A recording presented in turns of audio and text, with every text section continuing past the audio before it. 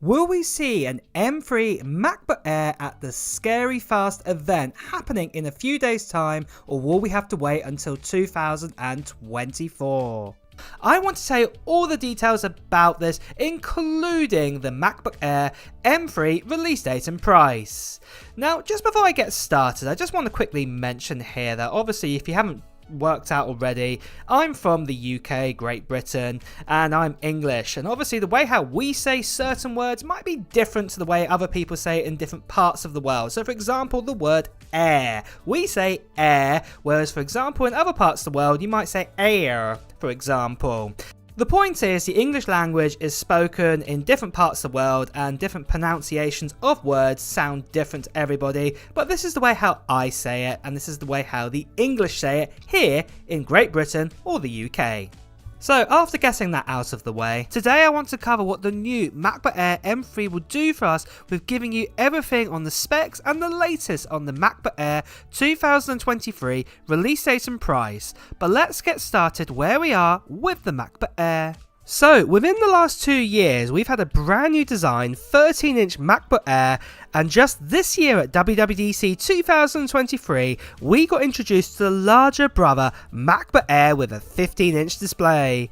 Both these MacBooks have big changes with a new design, a new colour, MagSafe free, and of course the M2 chipset, what's got around about 20-30% more power than the current M1 chipset. Both MacBook Airs are the only MacBooks to have no fan inside to give you a complete silent experience. But later on this year in 2023, even bigger changes are expected for the 13-inch MacBook Air. So what I would say right now, it doesn't look like any of these changes that you're going to see in this video are going to be coming to the 15-inch MacBook Air, as it's still so new. So this is just for the 13-inch model.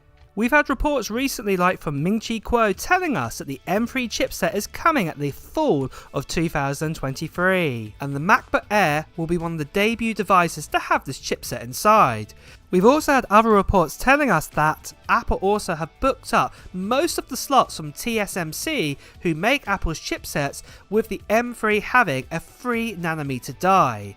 The 3nm die is very important, as it means that the M3 transistors can be made even smaller, and on top of this, this would mean efficiency in speed and also power consumption before even Apple decide to add more cores or crank up the speed on those cores.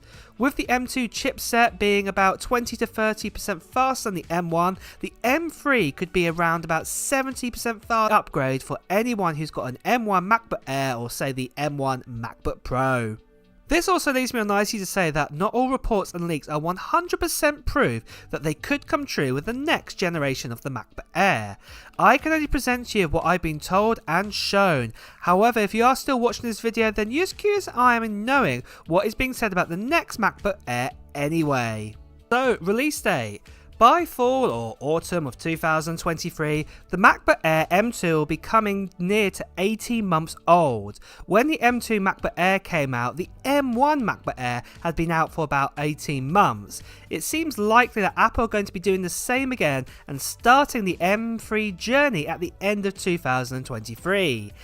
So, just recently we've heard that the Scary Fast event is happening on October 30, what is literally a matter of days away. Now obviously one of the big questions is, will we see the new MacBook Air with an M3 chipset at this event? Well, to be honest, it doesn't look like it's going to be the case. We will probably see the M3 chipset, what I spoke about earlier about all those slots being booked up, but it seems like to Mark Gurman here that no MacBook Air is coming, and just literally the primary devices we're going to see at Scary Fast is the iMac with an M3, and we're also going to see the M3 Pro and the M3 Max put in likes in the 14 and 16-inch MacBook Pro.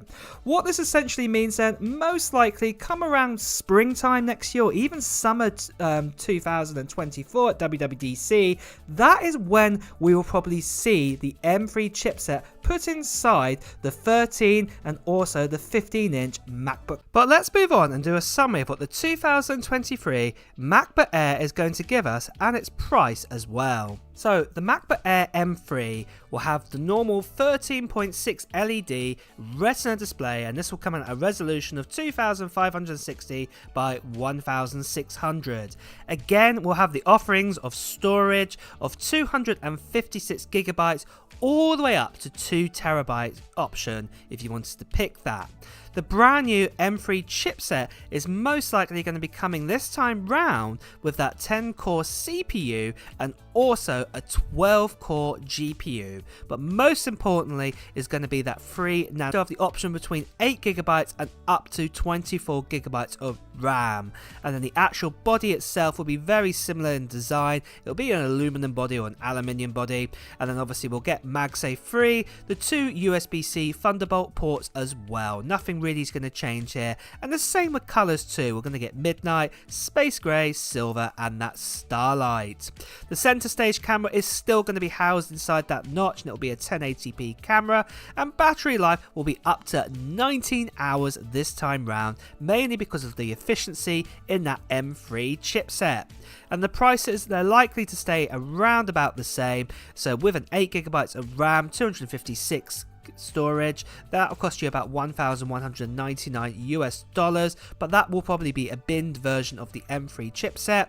Then 512GB is $1,399, 1TB $1,999, and then 2TB be $1,999. So that is a summary of the new MacBook Air M3.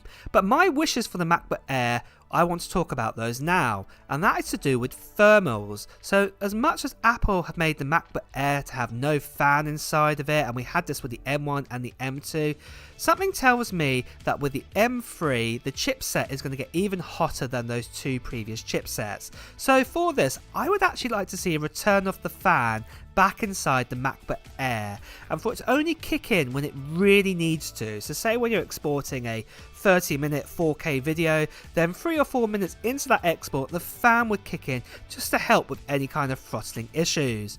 However, those are my thoughts, and do you agree with them? Do you think that the MacBook Air should remain fanless? Also share with me what your thoughts are for the M3 MacBook Air 2. Well guys, it's also time to wrap up this video, so if you have enjoyed watching it, please make sure that you press the like button. At the same time, if you want to hear the latest Apple news, reviews and comparisons, please make sure you hit the subscribe button, followed by the notification bell. Until next time guys, I will see you soon.